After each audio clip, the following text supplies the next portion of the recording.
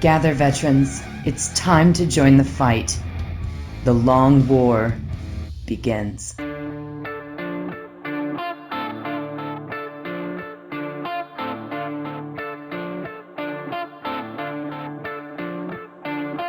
This is The Long War. I'm Robbie B. And joining me once again are my partners in crime, Kenny Boucher. Yo, dog. Stephen Ford. Hey, what's up, guys? Mike Haspel. Riding eternal on the highways of Valhalla. And joining us once again is Bartosz from Southern Painting. Hey, guys. What's up, Fanatics? Yo, how's everybody doing? Good. Yo, yeah, it's absolutely a phenomenal night. Beats Laboratory in full effect. We're recording, we're webcasting, we're videoing. It's just another busy night. Babysit cats. I heard that Rob and Juice were in the same room tonight. It's true. Yes, we are. Are you guys? I heard you guys were actually filming up our battle report that comes out next Monday. I heard you guys weren't quite done with that. Yo, so true story. We get here, we're like, yo, we got plenty of time. We're getting everything together. Our schedule's lined up, so where it had to get done today, and we started. We are literally in the middle of a combat. What turn are you on? 4 turns in. We get about to start top of 4, and shit's getting real. Okay.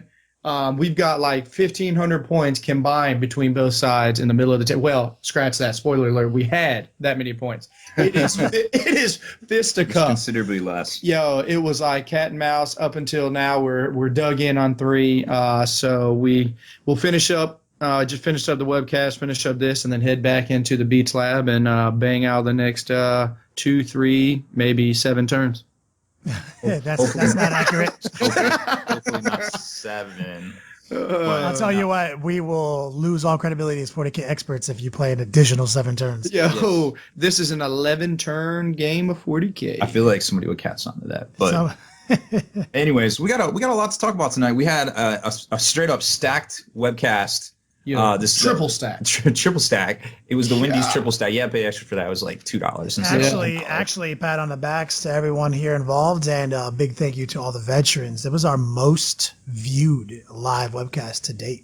Ooh. Yeah, and Kenny, not only is it just great for us and the hard work they put in, but like, yo, thank you for y'all finally, don't be shy. Like, I feel like sometimes maybe they could ask a stupid question, this and this. Like, nah, man, like everybody, as we keep saying, like you're our people. We go to an event, you don't know anybody, you know us. When you get on and you see us kicking it on the webcast and we're just bullshitting back and forth and talking, like literally. Even if it's 3 a.m, your wife is coming to pick you up and ask you we will stand there with you. We will stand there with you. If we're at a Buffalo Wild Wings and it's 4 o'clock in the morning and we're in Chicago and we've never met before and your wife is mad at you, we got your back. Yeah, we got your back. True story. Not only will we make sure that your jacket that you left, your army that you left, and everything else that gets to you, we will make sure it is guarded. Yep. We'll True story. And let me say this, though, before we move on and you break down the show. I have been getting a lot of messages, even right now, people asking how do they get on the live webcast, what time is the live webcast, and how do I get into Q&A. It's 8 o'clock Eastern, 8 p.m. that is, because obviously no one here wakes up at 8 a.m. except Juice. Mm-hmm. Juice is already like 2 hours in. Yo, yeah. I'm already selling food by 8 a.m. Yeah. He's already working that corner. Hugs and handies. All day. And so it's every Wednesday. And if you are a veteran of the Long War, there is a link actually in the veterans resource page on the home, using the home button on thelongwar.net. I update it every week. And I actually started putting the link in the emails that we send out with all the, like when we update the content during the week, we send an email out to everybody. I actually put the link in there too, and I'll change that out. Additionally, you will see multiple graphics on thelongwar.net. There's one that takes you to the hangout that we talked about, which is the webcast. There's also one that takes you to a survey for our podcast. Please don't ignore that. We actually need you guys to fill that out. It takes literally 10 seconds to fill that out. It helps us with our sponsorship on our dedicated server. But also, if all of that doesn't work, like let's say you're not a Long War veteran and you're never going to be, that's fine. But you still want to get in on the live webcast, which is your only opportunity to see the webcast if you're not a member. Yo, that's a great point. You still can, so like, I didn't mean to cut you off, Kenny, but like, just to reiterate, you do not, if you're not a veteran, you do not, it doesn't go to YouTube with a bunch of commercials, this and this, like, it's strictly for vets. Well, you can catch it live. That's Yeah, Unless you no, wanna that's catch what it we're live. saying. And, you got to catch it live is what I was saying. And so if you don't have these easy links to follow, anything like that, you could use Google Plus. Go to your Gmail page, hit Google Plus, find us on Gmail, click to your events page, and you always find us there. And there is one caveat to all of this. If you're not a veteran, if you are a veteran, it doesn't matter. If you're watching us on anything that has anything to do with Apple technology, you will not be able to do the Q&A. I'm sorry.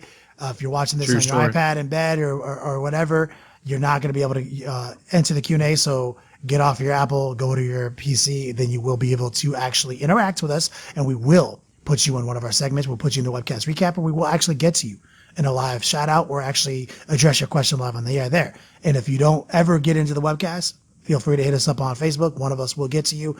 End of sales pitch. Rob, please break down this show for them. All right. Well, first, I think we should take a quick break for our sponsors. Dear veterans, quickly make your way to thelongwar.net and find out how to reap your hard-earned spoils of this long war. For our allies at dicehead.com have rewarded us all with an extra 6% discount on all dicehead.com merchandise. So stock up, dear veterans, and enjoy. Okay, and we're back.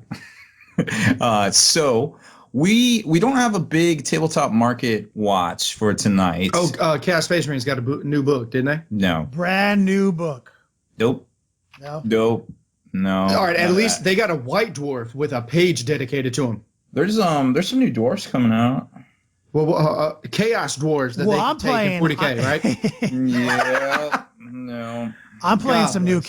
Chaos Space Marine stuff this weekend, no matter what the book says. Yeah. No. I see you there. Yo, Thank I God. like it. And if you haven't got a chance to watch the webcast, check it out because you actually get to see these sick ass models that Kenny is going to be playing with. Mhm. Some of the highlighted showcases of this list. Yep.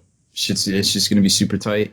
So I think, are going to do a little bit extended webcast recap because like we were talking about earlier, there was a lot of folks in there. A lot. So we're going to hit that up, and then I think we're going to talk a little bit more about the Doom and Mymeara book because there's still some juicy nuggets in there we should talk about. Yes, Like- because obviously last week we got pretty deep into the Eldar hate wagon, and I just want to say, like we don't always call out anybody online, but had an interesting interaction with somebody on the YouTube channel because we also post the podcast to YouTube for our YouTube brothers who don't podcast or who don't podcast necessarily. And someone did say the Eldar hate was palpable. Tired of all these bandwagon Eldar haters. And I got in there, I responded, and obviously I don't troll people, and I don't even feel that this was a trolly comment. But I did say, and this is a fact, you can quote me on this because it's factually accurate that I said this, and also it's a fact of what I said. There are far more bandwagon Eldar players than bandwagon Eldar haters, as illustrated by the most recent segment inside the Mind of a Tumor Player, where 2 out of 3 of my games were versus Eldar. In all different kind of fashion. Now, I would like to say in this statement, I can say it more often as I begin my hate of Eldar on different days of the week. But I want you guys to know, if you're an Eldar player and you have a squad of 10 one-piece models of the old school Eldar Dire Avengers, this hate isn't directed to you. If you have at least one fucking squad of guardians in your army, Absolutely. I don't hate you. Or a wave serpent that's put together with spoons. Yeah, because they spoons didn't and have a kit for it. Absolutely. All right, that hate does not apply to you. But all you Eldar players, and not even necessarily players, I'm just saying my hate. Y'all, if you are a newer age, only bandwagon-esque or whatever, don't come at us with the hate. Yeah. Thinking that we're gonna, but if you truly are, like for example, prime example, Kenny, is the first round opponent at in the Mind of the Tournament Gamer, Charlie. He is a true OG Eldar player. Let me tell you, he only had 3 bike squads, and he had 2 Avengers or 2 And they were Guardian the squads. old bikes too. yo, we're talking about he got this, brother. I've been playing in GTs in this area and everything, and I remember 9 years ago I was playing against Charlie's foot walking Eldar list that he was, like that is his jam. Never does any of that hate spill over that could come out of my mouth about that book, straight towards him. And last caveat before we move on, true Eldar players, like in their heart, blood in and out Eldar players know that the hate that we speak of is true. They know they know their book is kind of fucked up. You know what I mean? And then you've got folks like me who, if you're Xenos, I hate you. So I hate you. There you go. I don't discriminate. I hate you. I don't discriminate. I hate you. Yeah. The end. It's like this. There's only two types of people in this world that I hate. That's people who are intolerant of other people's cultures and the Dutch. And the Dutch. Yeah. I feel so much love from you guys over here in Sweden. I just started recently painting the Tau army I'm doing, and I'm painting an Eldar army. I am on my table. I have 2 Warp Hunters, Hornets, and everything. I don't have any bikes though. I'm not jumping on the bike bandwagon. I refuse. Damn, but at least you're only that's 2 units that we're gonna break down tonight in our top 5 units you may have missed. Yeah. Come to find out, Warp Hunters and those Hornets. I've heard every once in a while. I've heard that Hornets literally shit on people. Yo, Yeah. I was taking. They deserve all the hate. I took the Hornets last edition because they were the only thing in the last edition of Eldar Had AP2 that actually hit on threes. On That's threes. right. And I was like, yo, these seem pretty good. I'm gonna buy a bunch of these, and I bought 9 of them. And I ran a squad. I ran them around the table with my other Eldar, and then the new codex came out, and I was like, I just want to use Rob as my prime example. He grabbed up 9 of these and the Eldar Titan. And so obviously he was playing some straight ridiculous shit, but he was also playing it in the Gladiator tournament. I was just gonna say that. Yep, I was playing the it in Gladiator tournament. So this Eldar shit was only acceptable in the Gladiator tournament at Adepticon, right? And then once it became like a regular staple of the Eldar Codex, he literally quit playing Eldar. I did. He quit it. Sold all my Eldar except for my Titans. Couldn't do it. He couldn't do it anymore. And obviously, so that's the end of the Eldar hate, because we're actually going to break down the Doom and Mymeara without hating. I love Eldar. I collected Eldar for 20 years. Like, you know what? I have nothing against the fluff. I have nothing against the theories behind it. The reason I probably hate them is because, like, unlike the Tau have sick models. Tau have fresh looking models. They have awesome kits. Eldar have been woefully in need of an update to even their basic troops for so many years. And they got shittiest looking bikes. I mean, like, they just look like they're just not that tight. Like, honestly, the Wave Serpent's outdated. Warp Spiders are outdated. Guardians are outdated. Bikers are outdated. Yeah, Warp Spiders are terrible. Outdated. All their freshest shit is just so old. You know what I mean? Like, it's just like, come on, man. It's sad that they got, and it makes me sad on the inside, being a closet Eldar player, that their book got so much better on so many levels. Like, even the basic troops got better, the basic aspects got better. That people have so much hate out there for these guys that the most basicest of stuff in their book is all fundamentally better, and you could just run that stuff as an army. Yeah. But there's not a lot of folks that do. I mean, well, we did see Chowry had some pretty cool looking stuff. Great. I mean, he had well painted stuff, but still, I'm talking about like the base level of the kit. Like, I don't have beef if the kit's dope. It's just the problem is that they didn't give me. Okay, here's the love they gave to Eldar. Harlequins. They gave them the sickest models in existence, and they made it very difficult to play. It's like, why couldn't you just give me a kit update for some of the other models that you like? Eldar Jet Bike is literally the best unit in 40k, and it's still a shitty ass old model. Mm-hmm. Like, they got new Jet Bike. But don't you think that the design is like kind of ageless? I agree on the Warp Spiders. They are in desperate need of an update because they're supposed to be this nimble, warp jumping kind of ninja. But they look so clunky, and it's got a turtle. They got a turtle shell. The problem though is that they didn't give us new Eldar jet bikes, soon enough. People already bought 1,000 Eldar jet bikes when they were still the old shitty ones, so there was no drive. You know what I mean? Like, they made the Wave Serpent the best. They made Wave Serpent the best thing on Earth, and they didn't give us a new kit. Like, that was, to me, that was the mistake. Like, you're gonna give me a Chaos data slate with Hellbrutes, give me a new model, and then make it shitty still. Like, why would you do that to me, GW? like that does not properly reflect. Obviously, I'm gonna buy things that are fresh, but like I said, I don't want to do a whole other new rant off. I just wanted to illustrate that there are more of you people who play all their jet bikes than people who hate you for it. End of rants, end of hate rant. I do believe since we are skipping the tabletop marketplace this week, we're jumping right into Mike Haspel leading us in a discussion based on the Q&A section of the webcast that we did not get to this evening in our featured segment called the Webcast Recap. That's right. And we're going to kick things off with Lamont Lillard, who asked, he's talking about Scitari here. So we're not talking about Vanguard vets. We had to clarify that.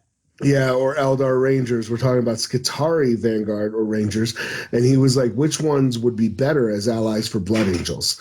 And we've gotten kind of biased on this. We have two different sides of this whole thing. Myself, I lean towards the Scitari Rangers. And the reason I feel that is important is I really dig that arquebus that they have that is like long-range armor pen.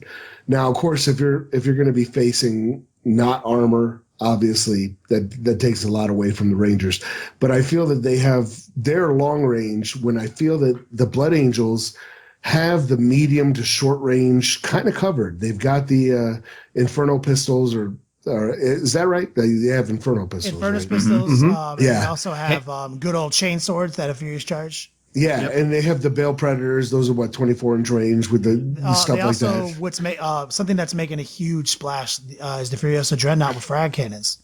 Oh yeah. I totally didn't even remember that. I just was like, Dreadnought.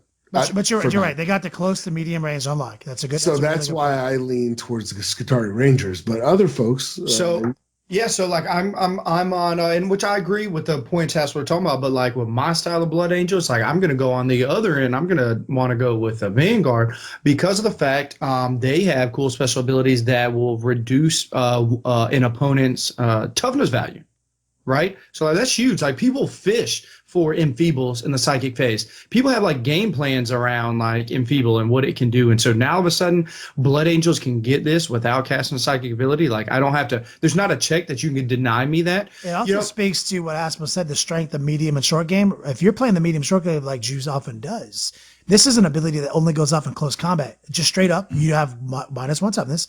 And if you're trying to slingshot some overpriced assault marines in there with Furious Charge, but it does. You don't have to stop there. You can throw, any unit in there in their codex, that has only strength 5 on the charge. And I think like most situations you're winning on 2s. Is that right? Yeah, no, absolutely. And that's basically where my head's at is like, I've got, you kind of look at the potential of the assault marine, right? Potentially can be overcosted. So you want to stack some things in your favor. So when it actually does get there, it does some work or whatever else. So you're talking about a 10-man squad is going to put down a solid amount of attacks. With now you're using the Furious Charge, as you just said, so now you're strength 5. Now you're minusing somebody else's toughness, so now you're wounding on 2s. You're taking something that let's even go one step further. Like you're talking about like you're wanting to pick on a single Carnifex or a single Wraith Knight or something. You know what I mean? Like now you're able to interact with things that potentially you couldn't really do too much further. And even with your crack grenades, your crack grenades strength 6 all of a sudden start wounding on 2s instead of 3s. Mm-hmm. Yeah, and I do want to point out that toughness reduction does stack if I remember right. So down to a minimum of 1. So that could be ruinous to a larger creature. Lastly, I don't know if it affects multiple units or anything else like that, but man, how is it when Kenny, you brought up the Furioso frag cannon and stuff? They're still rocking strength 10 or strength 8 or anything else in close combat. Yeah, you're right. You can manipulate people's feeling of pain very easily with like a super friends list that's toughness 5. All of a sudden it's toughness 4, and now you can put power fists in your assault squads. Yep. So now let's also look at it like if somebody doesn't have the 1200 point super friends unit, like let's just say they want to cheap out and have like 2 small units with just Thundercab and like an Iron Priest or so running around. Like all of a sudden 2 units, those Thundercab and Iron Priests are now like toughness 3 and 4. And now you're like Furiosos, your everything else is putting in work, instant killing them, this and this, and they're not getting feel no pains.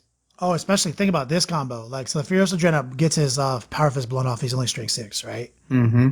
And now all of a sudden he's still taking away your feel no pain. Still, yeah, that's that's huge. Absolutely. So this is kind of like those secret combos that are built in. Now, we're not saying it's a guaranteed. It's not like, if I'm not mistaken, it's not like Enfeeble where it is a ranged effect for a certain unit. These guys have to be within certain unit distance. It's like 6 inches or something. Close combat, actually. They have to be in base contact. While a unit is locked in close combat. Yeah. Okay. Models. Yeah. So here we go. Here's my combo. I am going to take this unit. Do they have infiltrate or some kind of ability to get to the center of the board? No, but you can put them in a drop. All right. Drop on. So here I am. I am up the board. I'm taking Blood Angel. So obviously I'm taking some kind of conclave or psychic abilities from somewhere. My goal is to invisible this unit. Now I'm going to, by turn 2 or 3, multi-charge as many things as possible. This unit is strictly there to lower toughness values. I don't care. They don't need to do any offense at all. Literally just tie people up. And we know invisible units are almost hard as hell to kill in combat. Now all of a sudden I'm taking this invisible unit, reaching out, trying to touch 2, 3, 4, however many units I can. And while the rest of my army jump packs along, assault or descent of angels in, drop pods in, do what they do, and then charge in. Yeah, no, it's solid. Both of you guys have very valid points. I think that's a. Yeah.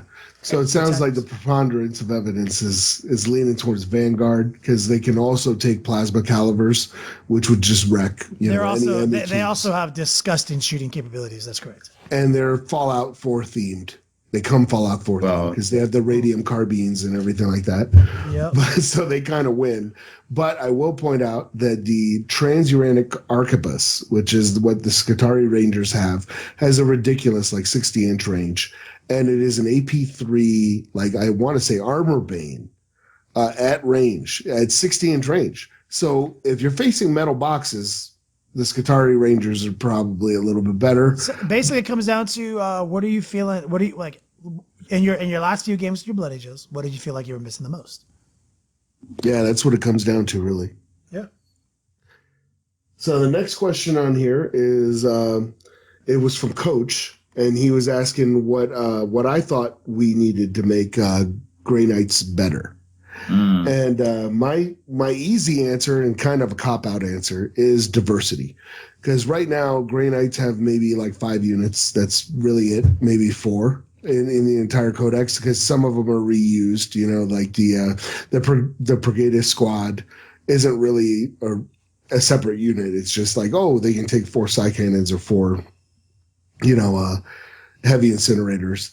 So, or not heavy incinerators. If they could take heavy incinerators, that'd be dope. But they cannot. And the interceptors are basically just jump pack strike squads. Yeah, it's the same unit. So I would say diversity, and I would like to see the return of some of the units that were very fluffy, like Mordrak and Justicar Thawne and stuff like that. And really, honestly, it's give me a reason not to take Dread Knights, because I'm just. Honestly, the only reason I take Terminators is because I have to. Otherwise, I'd just be running. It'd be 8 Dread Knights. That would be my Grey Knight army. Dread Knights. It would just be Dread Knights everywhere. That's a good point. I mean, the Grey Knight Codex did get interesting, with the dramatic point reduction of a Dread Knight. And we've mentioned this before. Dread Knight is a perfect example of how you can fix Dreadnoughts. It's T6, and I think Dreadnought should honestly be T8. But it's T6 with a 2-up save and a 5-up vulnerable. To me, that's balanced. If your Dreadnought was toughness 8, it would just have a 3-up armor save. If your Dreadnought's toughness 6, it should have a 2-up, 5-up. Look about how much more effective. Straight up, Dread Knight is 135 points, no upgrades, is a billion times more effective than a Dreadnought. That obviously is clutch. Drago also got a buff by getting his sword to be AP2. The Codex and getting Mastery level 3 librarians and purifiers got a massive augment to Cleansing Flame. There's some definitely strength there, but you're right. It's this Codex that came out with the collector set and everything, and I have the collector set right here. I love it. I love it. And it's just damn, why are there any fucking units in this Codex? Remember, they pulled all the Inquisition stuff out of there too. It used to have a lot more stuff in it. Shows you that also how limited the dex was without Inquisition. So if you go to an event that limits your formation ability, your ability to take detachments, that hurts the GK very much, because they were used to be able to just draw in on that Inquisition element, and now you can't. You don't have the cheap scoring units. You don't have. Yeah, there was multiple ways to do it. You could multiple scoring unit with some of the Inquisitional henchmen, or you could take the Death Cults and throw them in Land Raiders. It was actually multifaceted kind of and army. you can still do all that. Well, you can. You can't though. If someone says you only get 3 detachments, then you're like, damn it. Yeah. So that's a really good point. 40k, I mean, that's a whole other can of worms. 40k is just progressing too quickly and too many options and too many formations. I mean, just in this Doom of Mymeara book, they give you 15 more formations that you can take and fit in. I feel like as a competitive player, I agree with you. It's really hard to keep up with, but I feel like as a hobby enthusiast, don't stop the speed of the release. I need it. I need it. The same thing. I mean, Rob, is this necessarily a bad thing? No, it's not bad at all. I'm just saying, I'm sorry. The part I was alluding to that was bad was the restrictions that people are putting on things. And I think a lot of it is, I don't know, maybe you could, because obviously you have a unique perspective over there in Sweden, Bartosz, is, are people anti because they can't keep up with all the books and it takes a lot to buy these books? I mean, that's why I think sometimes my review videos and my tactics videos are so well received, is because people don't spend the $80, $90 on all the books out there and they want to see what's in it. And that's why I try to be as thorough as possible. But, is it about keeping up with it, or is it about, is it just the hate? Like, I don't want to play against 5 Wraith Knights. Well, I don't know. So it's. I'm sorry for interrupting you there. I'm just going to answer Rob. Yeah, no, but I think it's the same over here as over at your place, guys. People don't want to spend the money on new books. People are especially reluctant to buy new books from Forge World because that's a totally different ballgame according to the European players or the players here in Sweden. Yeah, there is like this old reluctance that just because it's Forge World, it's more OP or it's unbalanced. But that's slowly going away. Tournaments are slowly letting in Forge World, but there is always a restriction that you can only have one choice from a Forge World book. You have the formations restrictions here as well. But the thing is, I'm not a competitive player. I actually shun competitions because I think they cripple the game. Formations for me, like, let's just go back to Eldar. We were talking about people just spamming bikes. Why not use all the other cool aspect formations instead, making the army fluffy? I love formations. They made 40k fluffy again. That's just, I just think it's wonderful. So just GW, just bring me more formations. I love it for every army. And formations are easy to make. We saw that with the Apocalypse book. Like, they would just throw a PDF together and throw it out. So, but real quick, let's just put it back in perspective. The formation that actually broke the game in a lot of people's minds was Tau. When literally it was like just add in your army, 3 squads of broadsides, this and this. Well, that was the very first one. Yeah, people weren't ready for that shit. Yeah, but I mean, to be honest, they're still not like ready for it. It's not, it's just, all I'm saying is that was the beginning. Now look at some of the formation that come out, like everything. I love it. Don't get it twisted either. I'm not saying, but one way or the other, if you're not playing in a system where there is some form of self-control, no matter what it is, it will turn around and get broke. Truth. That's different. That's what I'm saying. Competitively, tournament-wise, humans in general, it's hard. It's hard out there to be a pimp. And then so lastly, just I do have a problem somewhat with all the books and all of this. Only strictly because bookkeeping. I can barely keep up with my own stuff, right? Remember the good old days of where, like, when a new codex came out, you're like, obviously, I don't even play that army, but I'm going to read the book and I'm going to buy it. Now they're with all the different small releases. You can't go to your shelf. You can't go to this and this. Barely you can go to your iPad and get all the information that you need, know if it's been stealth updated, know if it's been this. They just, my biggest quorum is that they've done all these things, and it is almost effing impossible to try to keep up with it all. Yeah, and as a quick caveat to that, they have tried, they're releasing the gamer editions on the iPad. I would honestly like to see gamer editions in print. You know what I mean? Absolutely. So that if you're not playing the army, like, I don't play Chaos. I could care less about all their fluff and everything. They're bad guys. I just don't like them. They die. That's all I care about, right? But it would help me to know if a demon prince is toughness 5 or toughness 6. So I would like to buy a in print, at a reduced cost, of course, gamer edition Chaos Codex. I would buy that, and it would harken back to those days where I used to buy every single codex before they got very expensive. Ridiculously expensive. It doesn't even make sense to me. But so that's where I'm at, guys. Like, I don't know. I feel you there. And conversely, the same thing with the Forge World books. Like, you have a unit, say the Warp Hunter, which we're going to try to touch on tonight. The Warp Hunter came out in an Apocalypse book. Mm-hmm. It came out in the Doom of Mymeara from 4 years ago. True story. 3 sets of rules out for it. Absolutely. In 5 years. Kenny, I know Juice is about to talk about the Brass Scorpion. Kenny, we decided Brass Scorpion. That's the shit. We're going to take one to LVO a couple years ago, right? Yeah. We're down Apocalypse 2. Yeah, we're at Robbie B's store. We're like, Robbie B, you got the rules for this, don't you? Oh, yeah. Just go over there. It's in the Apocalypse book. We're like, word. How many was it? Apocalypse 1, then Apocalypse 2, second edition. Then Apocalypse it was Reloaded. then it was Demios. Yep. Apocalypse Reloaded, and then it was Exterminat. No, what was the Demios?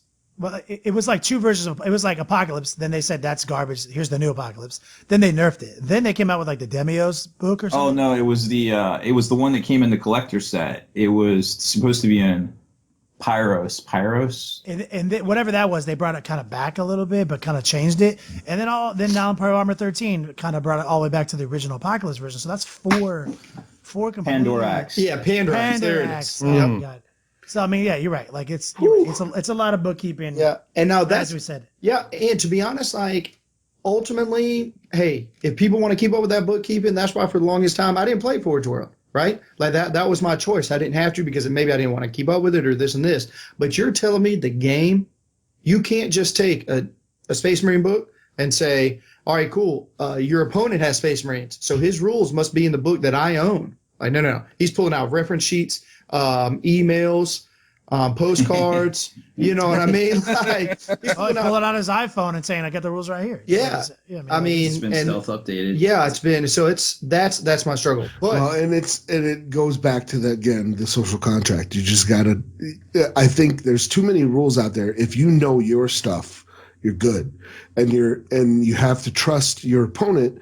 You know, there's no, basically the bottom line is this community is so small that any of us should be best friends. As soon as we meet another tabletop wargamer, period, and another guy that plays 40K we should just be best friends upon meeting. And it's saddened me a little bit that doesn't happen. But that links back to the social contract that if you know your stuff, I trust you to know your stuff. And so when I ask a question, you got to know it. Absolutely. Mike, I agree completely with you. But there is this addition to the social contract is that if you actually bring your rules, I mean, it's good that you know your own stuff and you have this contract that you're supposed to trust your opponent to know his stuff. But what's the problem to going further and saying, look, if you're playing units that do not exist in the core codex, please be a doll and bring the rules with you so I can just see, you know. Yeah, that is a great point. And Bartos, I even want to expand a little bit more. It's like, I think it should be mandatory. Yeah.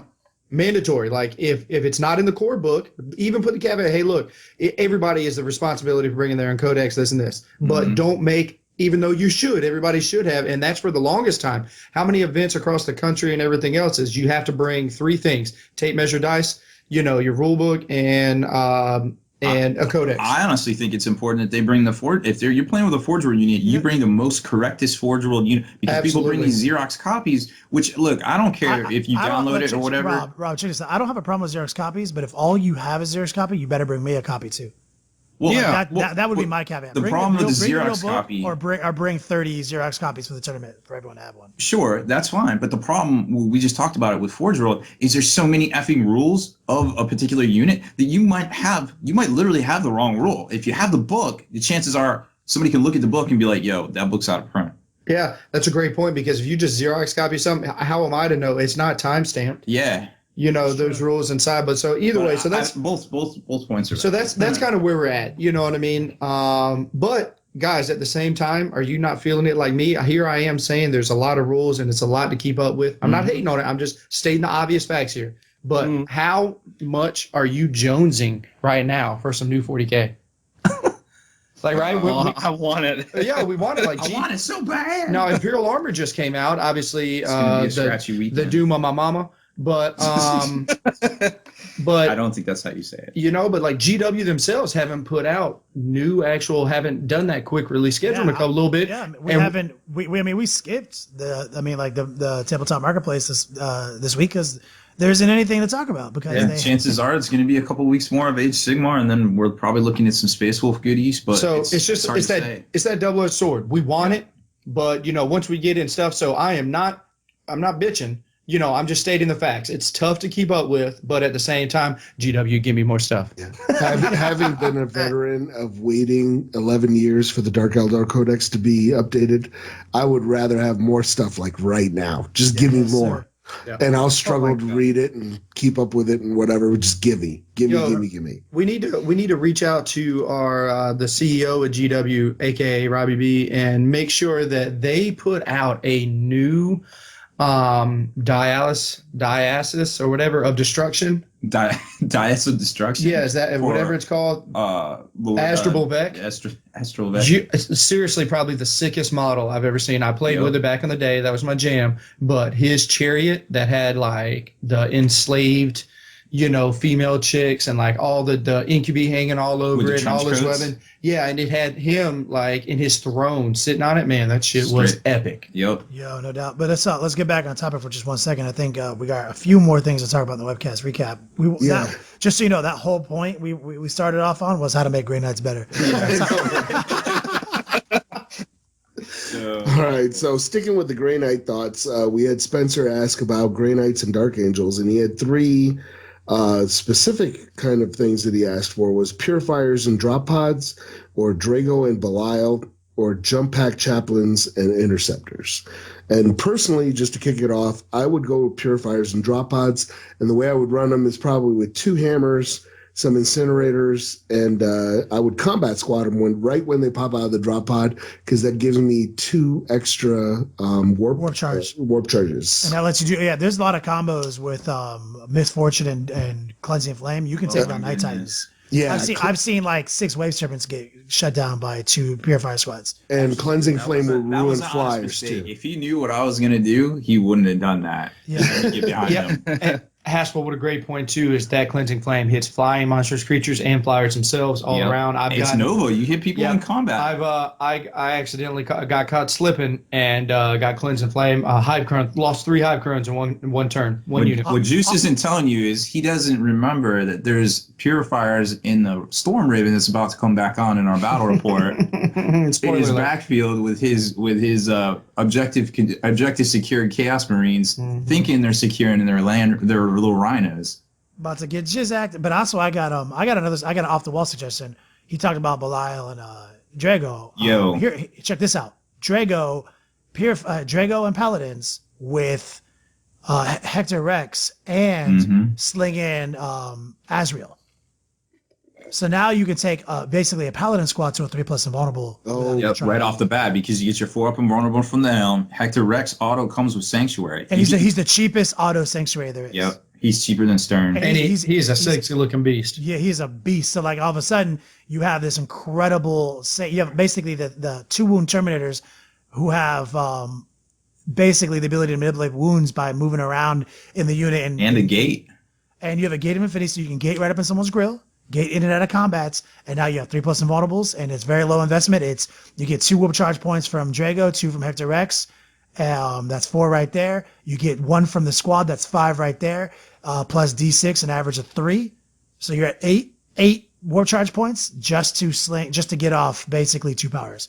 And Which they're are both level 1 ones, powers. Yeah. So lastly, that is a sick combo. I didn't even see that one coming. But lastly, I don't even want to stop there. I don't think a Reclusiarch, so that is the 3 wound chaplain that the Blood Angels have. I don't think a Reclusiarch chaplain with a jump pack, or for Angels of Death. The Angels of Death, it's from Blood Angels, the Reclusiarch.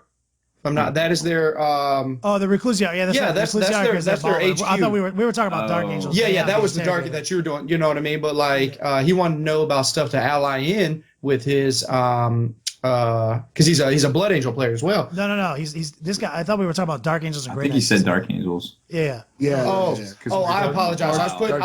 I was putting Lamont together because I know he plays I apologize. I was going to say a 3 wound chaplain with some the Interceptors is pretty sick.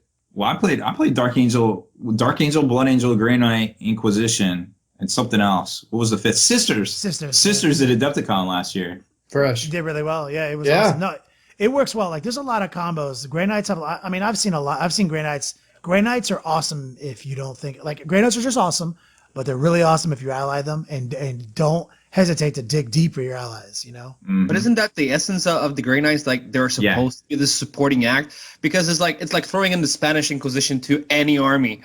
Basically, that's the Grey Knights for me. They should be overpriced. They should be few modeled, but they should be awesome. And they should augment the shit out of you, like automatically getting Gate of Infinity, automatically getting Sanctuary.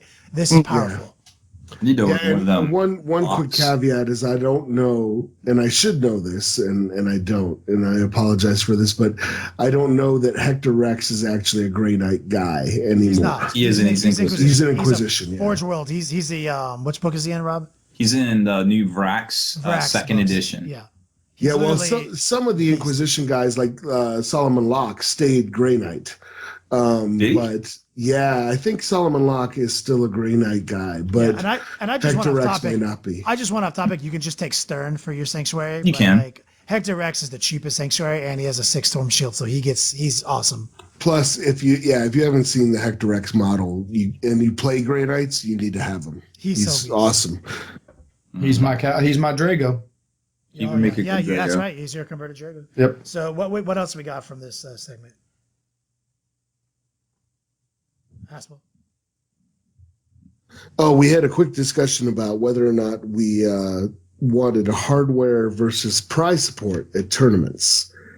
You mean like a hard drive? No. Like cell phones. Trophies, like actual plaques or trophies or whatever, versus just getting prize support. And as a quick lead in, I was leaning more towards hardware because in all the tournaments I played and everything like that, and I won prize support, there is one tournament that I remember called the Horus Head Heresy that was up in Wyoming, or Fort Collins, but it was tied into Wyoming, where I won the Horus Heresy Fantasy Flight board game. And I remember that very vividly. But as far as all the other prize support I've gotten, I could not tell you where I got that from or anything. Yeah. But I still have all my plaques, all my medals, all my hardware that says, hey, you won Best Sportsman at this particular place. So I was leaning more towards hardware. And I just wanted to know how you guys felt about that. There was a real roaming discussion that happened on the webcast. I mean, it's nice to win games and stuff like that, but I have to go with your thoughts there, Michael. I prefer hardware. It's nice to have this like semi-plastic, semi-metal, like metal or whatever standing on yourself and says, hey, you won this. It's actually something you can show for. And if you have like jock friends, you can actually show them, look, I have a trophy. That's a great point. Like I actually am just thinking in my mind right now as you're describing that, Bartosz, like seriously, I want trophies from now on, which is me, my actual body. I want somebody to sculpt it out of clay. and tell me what my accolade was for that event and write it across my chest. Yeah, no, that's Haspel had a good point. Like I'm thinking back to like prize support. I can only remember I only have one memory of prize support of all the tournaments I've ever played. But I can remember I have all my plaques and all my trophies still. The only prize support I remember was when we won a Adepticon team tournament and they gave us literally a Grey Knight army. Yeah. When the new Grey, that new Grey. Remember, Haspel acts like he doesn't know. We drove back from Adepticon together. Yes. 15 hours to Colorado. New Grey Knight Codex just dropped. It's got the new Grey Knight Codex, got the Battle Foam box, got enough models and gift certificates to make a full 1850 Grey Knight army. Yep. And I'm like, yo, finally got the new Grey Knight Codex, Mike. We're like in Chicago, driving home, 9 a.m., going back to Colorado. Like, we didn't even leave Chicago. I closed the book. I was like, got it. Yeah, like, it was broken. That's it. That's all you got. And that was my inaugural like triple Dread Knight Paladin and a Stormraven army. That was 5th edition. We took that to ATC first year and won it, and I went undefeated as the champion with that army that I made from the Adepticon prize support. That's the only reason I can remember that you one. You can see that army in the battle report. It's coming out that we're filming right now. You're playing a lot of the models from that army. Yeah. Yeah. Yep. I think we had one more question. I think we did, and it was I apologize for not writing down the question verbatim. It was from Jack Bandy, and the gist of it was, how do we deal with house rules? Like what special house rules we have. Are they good or are they bad? Right, rules good? Yeah, I mean, like I think that we can all agree that essentially tournaments and tournament organizers and Q&A and FAQs and comp lists, ban lists, these are all just glorified house rules. And I think that we've pretty much established as a community, house rules are good. Yeah, that is what a way, Kenny, to put the two together, made the correlation between house rules and FAQs. Like ultimately, when you go to somebody's tournament that runs a tournament and they have an FAQ, ultimately just replace that and say house rules. Like So that's what lets you know how we think about it. It's like, no, they're good. They're good as long as you make them, as long as it's like open and you don't like spitefully like hold it in your back pocket like, oh, this guy's coming from out of town and he's playing in my store, this and this, and all of a sudden you spring on like, oh, well, we have a house rule that it says I can do this. It's like, come on, guys, like. But besides that, I love house rules. True story. And obviously we're getting pretty deep into the show. Let's take a quick commercial break. Obviously, we got many sponsors to touch on, and let's come back right into the meat and potatoes of this. You guys down with that? Absolutely. Sure thing. Veterans, have you been by thelongwar.net lately? New spoils are piling up. Sign up at thelongwar.net and claim your code to unlock valuable discounts at your favorite wargaming stores. Our friends at kingshobbiesandgames.com have added to that horde. An additional 5% off their already low prices.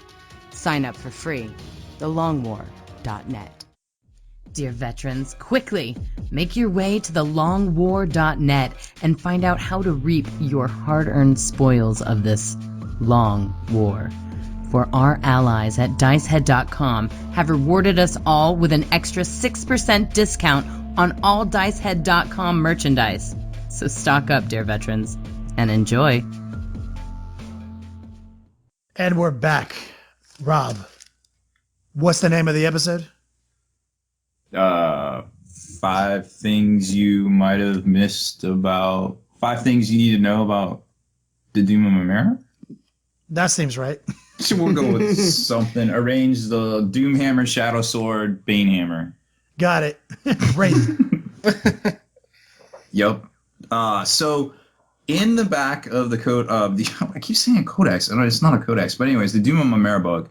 There's new rules for a lot of units in Eldar that had Forge World versions of it, or there's a couple new special characters, but we're not going to touch on them. What I definitely wanted to talk about, there's 4 main units in one notable set of rules that I think we need to discuss. That it seems it just kind of stand out to me. So I think that's my big 5 for the actual book. Now, we got pretty deep last episode on the whole Corsair army list detachment. And there is a complete way in here that you can make your own craft world and get command benefits. But we're not going to really touch on that today. So that's something that I actually did in a video review. So you can check that out on Spikey Bits, probably here in a few weeks when it drops. That's kind of cool. Didn't mean to interrupt, but that's kind of a cool aspect of having, because it reminds me of the Space Marine book back in the day, the traits. 4th edition. Yeah, create your own chapter. Yep. And I thought it was pretty neat and fluffy, because you can be like, oh, yo, this craft world, they call them the Pale Courts. They're basically the craft worlds that they're not the super badass craft worlds. So you'd be like, oh, well, my craft world got rocked by Tyranids, and now, they're all Wraith constructs. Or my craft world specializes in, fast attack, hit and run, or something like that. It gives you the flavor that the Marines had, which I thought was pretty cool. Now, there is one unit I want to talk about, and you guys are probably familiar with him. He's called the Wraith Seer. He's basically the Farseer Wraith Lord. You remember seeing this guy at all? He's awesome. He's pretty dope. His rules are pretty good. He's 185 points. You can take him as an HQ for Codex Eldar, Craft World Eldar, right? And then you can put weapons on him, of course. But the funny thing is that you can actually equip the heavy weapons from the heavy weapon platform on him, like shoulder mount and Predator style. And so you can take the D cannon or the Wraith cannon. That's the sick part of it, is he's got the D on his shoulder. He does. I mean, where else would you put it? I mean, you got to put it somewhere. If you're going to carry it long distances, put it right there. But the really cool thing is he comes with a 5-up invulnerable save with his raised shield. He has a Ghost Spear, which is +2 strength AP2, melee Sunder, which is reroll armor pins, mastercrafted. So he's strength 10 with 4 attacks on the charge. He's a Wraith Lord that does work, right? But what really makes him stand out to me is he has special Wraith Seer powers. All right? So they don't generate psychic powers from the standard rules. They automatically get the following 3 powers. And the first one is really cool. Tell me what you think about this. So it's a blessing which targets a single friendly unit of Wraith Guard, Wraith Blades, or a single Wraith Lord. While the power is in effect, the target unit gains the Fleet special rule. Oh, cool. I like that aspect. I mean, it's fluffy. It's not OP, but it's cool. Then there's a second one is called Foreboding. It's not that great. It's basically a strength 3 AP 5 shooting attack that when you hit a unit, it takes a penny with -2. So there's a lot more negative leadership shenanigans in this book that if you combo them out, it could do something, but it's not the main focus. So like basically tactics and things like that. But the third power is called Deliverance. It's a blessing which targets a friendly unit of Wraith Guard, Wraith Blaze, or a single Wraith Lord again. While the power is in effect, the target unit gains the Feel No Pain 5+ special rule.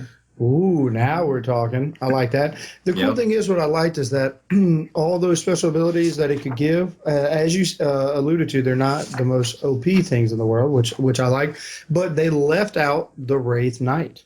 Yeah. Right?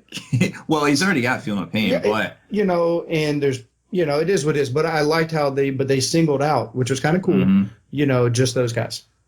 I think, a lot of people hate because the D-size and all that and like, oh, D weapons on those guys, but they're kind of like a one-trick pony, and this gives them a little bit of staying power, I guess, on the tabletop.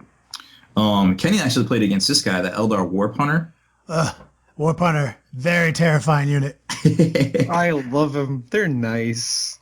Now there was they made them good at first in the Apocalypse book, and then the first Mymeara book came out and they got a little bit of a nerf. People got butthurt. And then now they're kind of back on par with being decently good. So it's a 185-point Falcon chassis, heavy support for Eldar, but it contains this weapon called the D Flail, which you can shoot as a blast, 36-inch range, strength D, AP2.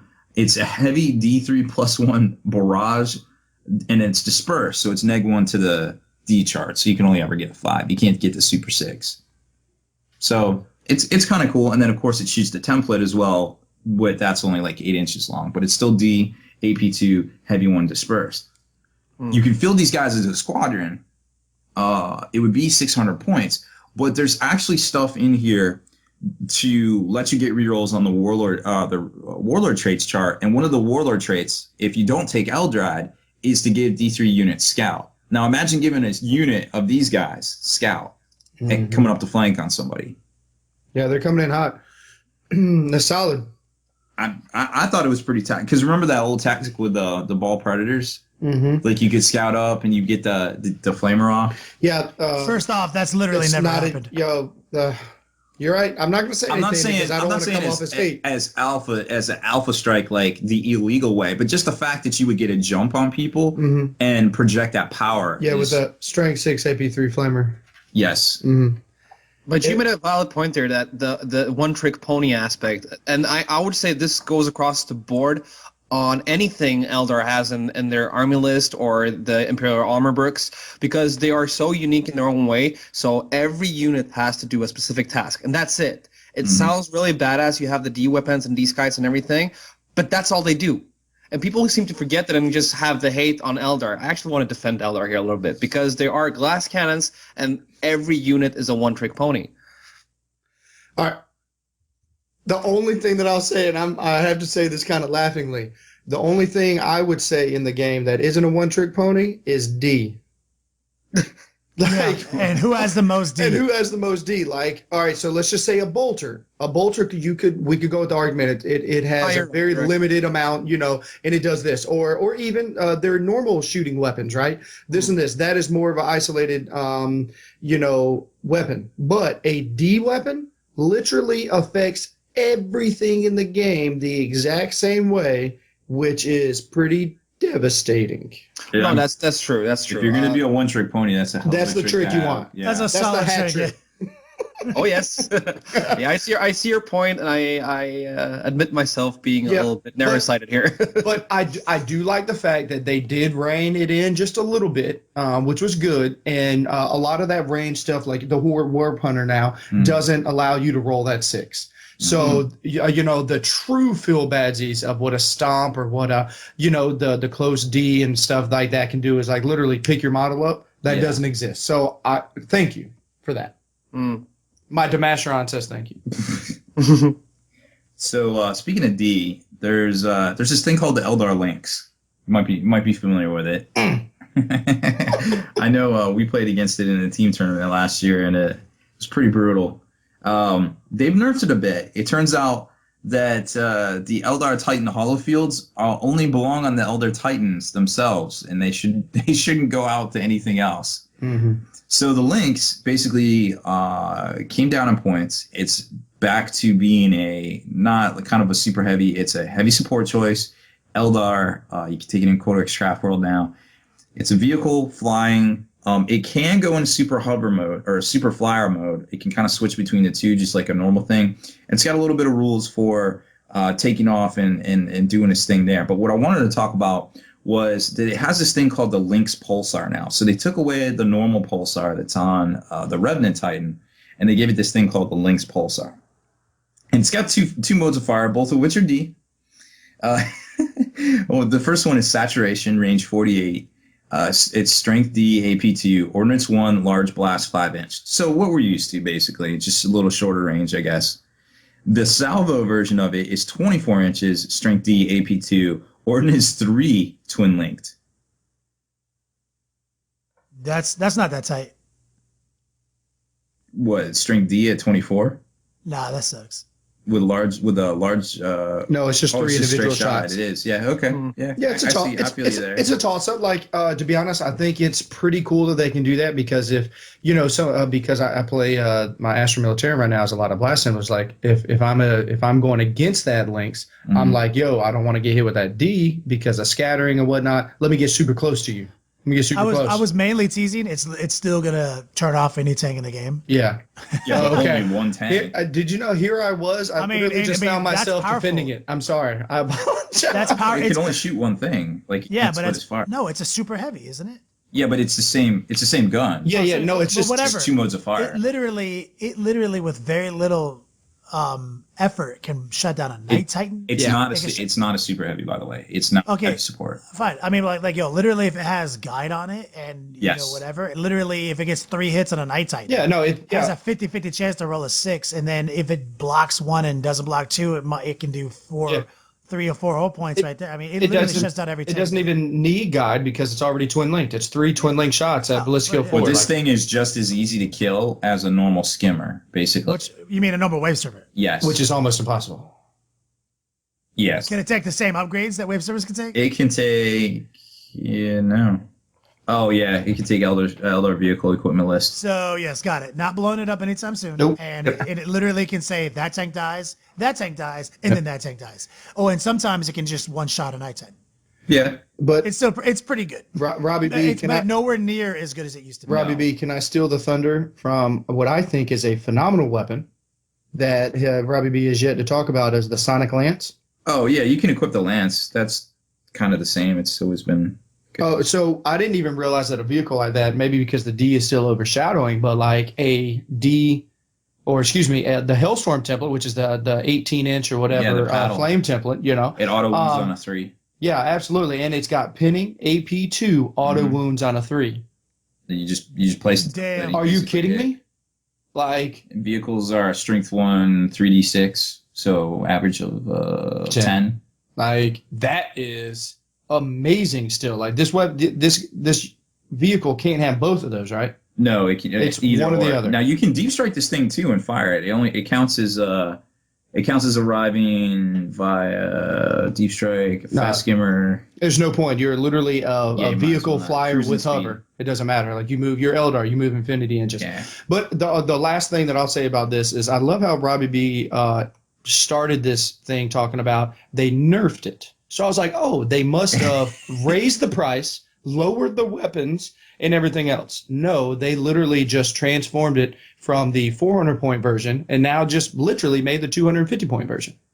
This thing is just only 255 points. Yeah, it's pretty for its price, for its points value. It's super optimized, but it doesn't have the Eldar Titan hollow fields like it used to. So that is solid. That's. I mean, those things are pretty brutal. That's definitely worth 150 points in itself. Oh, easily, right? Easily, all day on that. I'm gonna have to revert back to like my imperial propaganda and say, look, at the end of the day, the Eldar are more afraid of you than you are of them.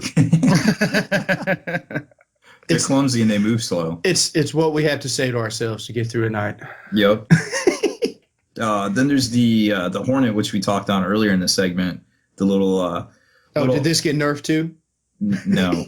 They're actually pretty good. I mean, they're kind of overshadowed now because everything in the army has ballistic skill 4, but it can take the double pulse laser for. You can basically have a vehicle for 80 points with double pulse laser shooting out a poop ton of really good fire downrange at AP2. Yeah, so the one thing that I'll say, like what I do like about the Hornet and actual gameplay is like having strength 8 AP2 multiple shots, and I'm talking about a bunch of shots. 6. You know, there's especially with having the Farseers and stuff spread out everywhere. You have presence and you have guides and stuff. You know, so these are like super sick units. If you're running a squad of Warwalkers, just literally pick up 3 of these Hornets from whatever outlet that you want to pick them up from, and try them out. In my opinion, I would rather have 3 of them than 3 Warwalkers. And they can, they're super good. They got Scout, Acute Senses, and Skimmer Assault, which means they can flat out and still snap fire their guns. Which is I hate that rule. Me and Juice were on the beat down end of that last year at Adepticon. God, it was absolutely. Oh, y'all got Horneted. We got Horneted. Yeah, you got Lynx. We got Horneted. Yeah. So you're telling me you literally move forward, shoot, and then turbo boost 1,000,000,000 inches backwards? Oh, thanks. Got it. Or you're gonna turbo boost way over here to this objective and still shoot all your twin link snapfire shit back at us and still kill our whole squad? Yep. Awesome. Yeah, that's badass. That makes me happy. I think I speak sarcasm and I understand what you did there. Just to put it in perspective, the Eldar Wasp Assault Walker, which is basically the jump pack version of the Warwalker, is 70 points too. Oh, God. I mean, so hold on a second. So jump pack version of the Warwalker has a 5+ invulnerable. Yep. Right. It has it can have like twin link bright lances, twin linked shuriken cannons and shit like that. Yeah, just like a Warwalker. Yep. It can outflank and everything, right? Yep, sure can. And it moves 12 inches. Yep. And it's a walker. Yep. And it can and it's 70 points. So this is what I want to illustrate. A fucking dreadnought is 100 points, has 1 melta gun shot. It can only ever move 6 inches. You can put it in a drop pod and it can come down and shoot one time and get blown up by a melta gun. This thing can at least outflank, distract you. This thing can move 12 inches and it's only 70 points. And everyone's like, well, but the Dreadnought's armor 12. This is only armor 10. I was like, okay, when have you ever not blown up a Dreadnought the first time you try to shoot at it? Yeah, like every time. Well, let me just say, armor 10 and armor 12 is the same fucking armor. Same thing. Yeah, it's the same thing. It's the same thing. I never run Dreadnoughts ever because, they die. They're expensive and they die. They don't do anything. If Dreadnoughts were 70 points, this is currently a multi-melta Dreadnought. I've said this a million times. Multi-melta Dreadnought, no other upgrades, Power Fist multi-melta. It's worth 50 points. Yep. Because, put it in perspective, a White Scar's attack bike at 50 points is harder to kill. Absolutely harder to kill. Mm-hmm. Like, that's what I'm saying is like, so like this Warwalker. And it's gonna shoot the same amount of multi-melta shots. Yes, it might shoot, exactly. And it might take 2 or 3 units to kill it. And so like this Warwalker is 70 points and it can move 12 inches. Like, this is way better. This is exactly, this is a move in the right direction. Give me aggressively pointed walkers, and I'll start playing walkers. Like, currently, the only walker that I think is aggressively pointed, and that's saying something, is the Mauler Fiend from Chaos, because it's 125. It's 25 points more than a Dreadnought, but it moves 12 inches. That's what I'm saying. It's like, moving 12 inches is a totally different thing. It also has an invulnerable save, 5 up, just like this Warwalker does, like the Eldar Warwalker. So that's what I'm saying is, like, you need to make some aggressive moves, and this is an aggressive move and the right decision. I just would love to see aggressive moves like this being made for Chaos and Space Marines and shit like that, too. Not just for Eldar, who get all the aggressively pointed stuff. I agree. Speaking of aggressively maybe written, let's talk about some Titans. So, I don't know. I don't think I did it on the show here, but I put out a video about in Horse Heresy Book 5 Tempest, the Reaver Titan, the Warlord Titan, and the Warhound Titan have special rules written into that book, new, that basically you can't lock up an assault, you can only hit them on 6s and all this stuff. Oh, and I was like, yo, that's what's up for some Titans. When are we going to see that in 40K? Well, guess who got it in 40K? Is it here? It's here. I mean, you're saying every Titan got this rule? Nah, just the Eldar ones.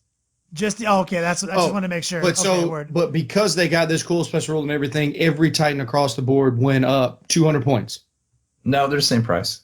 Makes Everyone sense. is the same price, including the Eldar, but only the Eldar get the. So Haspel, I got this saying. You know how people books you talk about like, oh, they got gray knighted. So we have a new saying. You got Eldard. That's the opposite. You Well, literally, it's the that's the exact opposite. Everything simply gets better, period, across the board, and it's either cheaper or stays the same. Or says- Well, what was literally passing through my mind right now was Emperor Palpatine going, good. Good. Let the hate flow through you. Yes. All right. Well, let's read this rule. So it's basically the special rule is called Wraith Titan, which is similar to the Warlord, Reaver, and Warhound Titan in Horus Heresy, which is called Towering Monstrosity. When attacked in close combat by models that are not super heavy vehicles, super heavy walkers, or gargantuan creatures that are not swooping, a Wraith Titan may only be hit on a 6, regardless of weapon skill or other considerations. Notice the other considerations.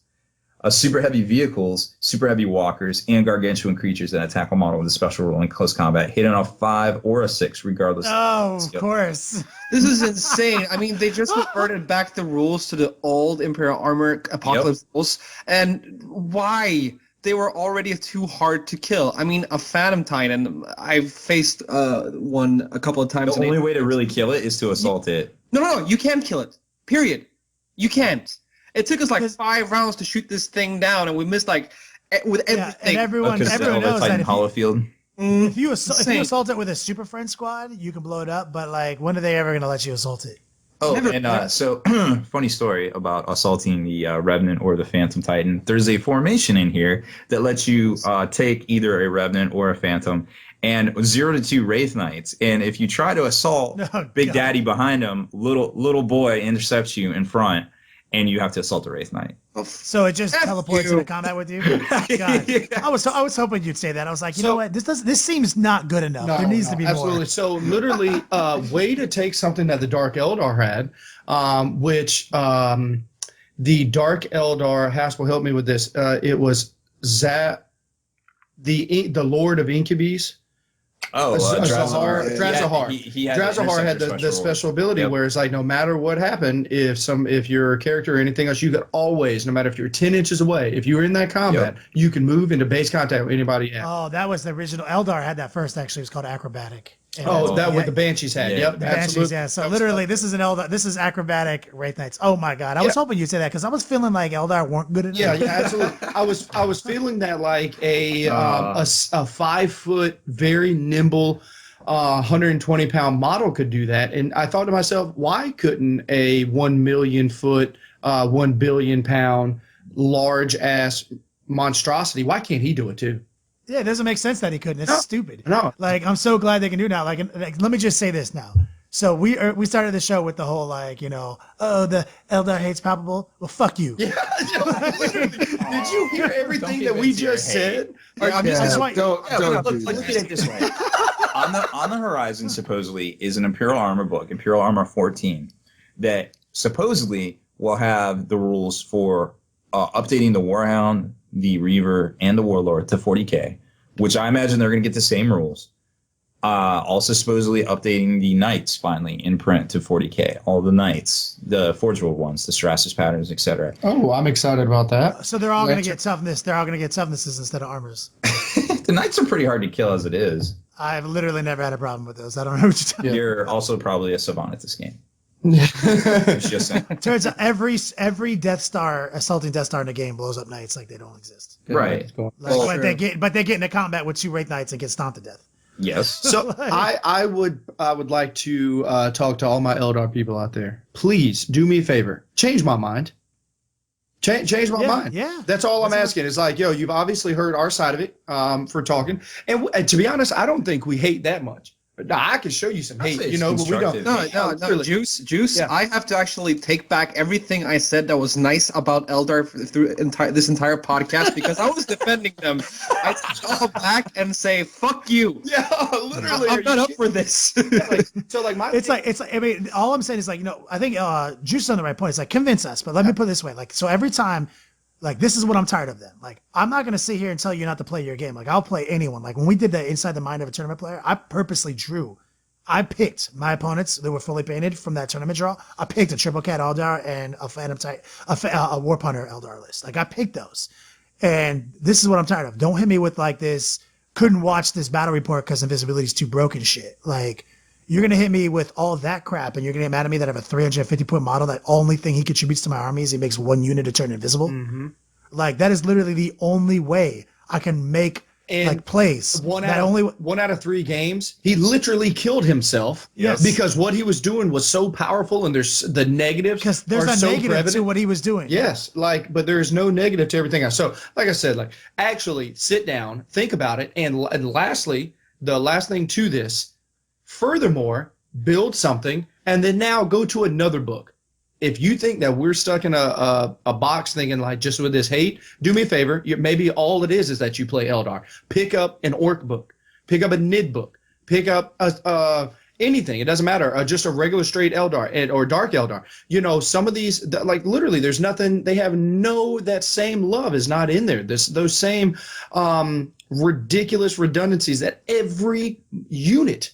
Not just one unit, not just 2 units. Every unit has. You can literally blindfold yourself and make an army list out of the Eldar Codex and do pretty decent with it. Like it's obvious. It needs to be like, I play a lot of Street Fighter competitively. Like Okuma has been winning all the, Evos. Like that's just like, okay, so what? He's tight. Got it. Like that's fine. I don't have a problem with that. I just don't like I'm entitled to bring up the obvious. The obvious is Eldar's the best.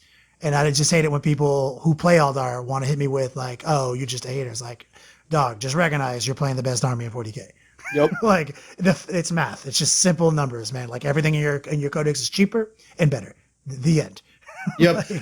And what I like somebody I like keep bringing up is our boy Charlie, man. Like he is a true OG, and I remember having some conversations. And dude, it's so funny is when and see he refuses as well. If you look at his style of builds and things, he played an Avatar. He literally played an Avatar. He's been playing that, man. He is a beast, But you'll start talking to him, and he'll see people. And Charlie can be a very soft-spoken individual until you kind of piss him off, and then he's kind of like me a little bit. But what I love is you'll start or he'll hear a conversation. You'll have a conversation with him about a certain unit that he knows is OP, and he'll kind of give you this little head turn to the side and a little smile like, yeah, you're right.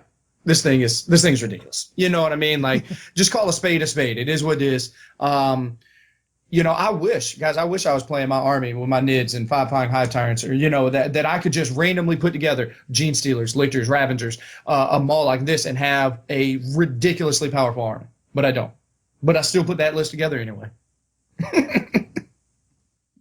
Yes, that's exactly right. Like since Eldar exists, invisibility exists. 5-Flying Hive Tyrants exist. Like they all need to exist together to curve it. And ultimately, what happened here is we got too high on our product. We did our own product. We committed to we broke the first rule. Got high on your own supply. Of selling crack, and we all got high on our product. That's why we believe with our hearts and souls about bringing a hobby back. Yep. Absolutely. But I do think that we have been talking for an hour, and we only hated Eldar for the last 10, 15 minutes. I didn't hate Eldar at all, really. Me and Juice hated Eldar for 10 minutes. Hey, I took it back. I'm to the point that I want Slanesh to eat the shit out of these. True ass story. Where are Slanesh's Wraith Knights? And where are Slanesh's Night Titan or Wraith Lords and all this stuff? Like they're supposed to be dead Eldar. How are they a threat to Eldar? That's what I'm worried. They're a bunch of punks. Like the Mask. Like what is she about to do? Like she's about to get D. She's about to get D. That's about it. Y'all need to Slanesh step your game up. We are absolutely the worst. In a good way, of course. Oh, man. All right. Well, I think we're going to get on out of here. Please, lastly, GW, please let me be the one that is out there saying, oh, guys, stop hating on my Gene Stealers. I know that they come out of terrain at initiative 10 with 65 attacks each that are all AP2. Please let me defend them on air. Let me defend my Gene Stealers. They can assault into terrain and swing an initiative. They actually, buy them. If you buy 8 or more models, they come with their own 6x6 piece of terrain, and everybody always counts as assaulting them in terrain, even if they have grenades or not, and go initiative 1. Something. Give me some I can't ridiculous. play against Tyranids anymore. That They're actually sounds so cool. OP. Right? You know, like, come on, give me something here. And none of that sounds more outrageous than a bodyguard Wraith Knight that double backflips in the way of a knight. I mean, literally, Goku instant transmissions. Yeah, come on, man. Like, literally nothing that I can try to spurt out of my mouth is anything worse than, you know, 3 of the things Robbie B said tonight. So please, just. But these are definitely top 5 things you may have missed from the and if you missed them, anyways. If you missed them, then you were like me and you just closed the book the second you even saw how much Eldar was in it. Yep. Yo, you went to the Space Wolves. Isn't there some IG in there, Robbie B? Some Astra Militarum? Yeah, there's a new commander. So you're telling me this commander automatically makes my tank invisible. When you shoot at it, it now has a 4 bin bone from shooting. It also gives me it will not die and Also, I got this rule. It also so if you shoot at it, right? Void. It has a 4 vulnerable, right? Yep. But like whatever you shoot at it with, it now counts as being equipped with for its next shooting phase. Oh, absolutely. He also has a void shield generator built into his tank. Yeah, of course. So like you shoot me with a D cannon, you throw a couple melta gun shots at me, whatever. Next turn, I have all my weapons plus those, yeah. And it's actually 75 points cheaper than Pask. One use only. Yeah. No, every turn. Yeah. Oh, okay. Seems good. I don't. No, yeah.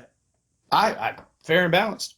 That's it. Yeah, that's literally exactly what we. It's not even as good as the Eldar shit. So Eldar players, how would you feel if literally all those upgrades we had, Pask had? Yeah. Literally every D shot and scat bike shot you ignored on a 4-up. You just literally just ignored it. And then we started talking about armor value. And then we started talking about invuln saves and cover saves and everything else. Like, so just try to, the only thing that I'll say is the haters that, you know, like will say, man, there's a bunch of hate. Literally, you obviously know we don't hate that much. But what we do hate, we're very passionate about. And just try to see our side of it. You know what I mean? Like, we're chaos players, we're nib players, we're, former Eldar players. You know what I mean? Like, we're yeah, this is class. We have to start a new podcast called like an AA themed podcast. Like, hello, my name is Rob, and I used to play Eldar. Yo, true story. Right hand of God. Ashamed. At the beginning of 2000 or the 5th edition, I literally sold 25,000 points of NIDs, and this was like Nidzilla, Gene Stealers, all this because I hated the new NID book so bad. I literally sold it all. Spent the $8,000 or $9,000 or whatever it was that I got from it, and bought all mech Blood Angels and played the hell out of them for years. You know, and then of course my addiction. You know, I relapsed, and I literally bought all. I literally bought all 25,000 points again. Yes. So, new idea for segment. 40k Alex Anonymous. Yeah, hobbyaddictions.com. Hobbyaddictions.com / we rule. Cool. All right, man. I think that's it, huh, Rob? Yeah, I think so. Haspel, yeah. You got me. Yeah. Bring Zap. Describe in single words only the good things that come into your mind about your mother. Deleted scenes, bonus content, and all the interviews and post-game wrap-up videos can be located in the Hall of Veterans on thelongwar.net. Visit thelongwar.net today and try a week completely free with no strings attached. That's not all. Thelongwar.net is also your hobby resource for exclusive early access with an ad-free experience to all your favorite videos. Members of the Hall of Veterans gain early exclusive access to multiple hobby videos,